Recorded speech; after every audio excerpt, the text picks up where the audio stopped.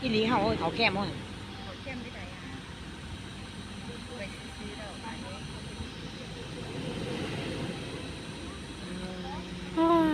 มาสึกว่าท่านี่ก็สบายก็นี่ผู้ชายปีนบวกจะนี่ง่ายที่แล้วไอ้เข้าไอ้พ่อยมาเป็นอย่างนี้โอ้ดีเทปมากก่อนเนาะไปหนาไปหลังไปบุญไปบุญไหนนี่ละเอามาใช้เองกันยังดิฉันเอาเฮงมากว่ะจะได้มีกูอยู่อ่ะมาทำกันที่ไปทางไหนแค่มาแค่ขาดเขาลงไปยูอยู่เบาเลยมีคนขี่เนี่ยเบาก็อืมมันลดเบาได้ไง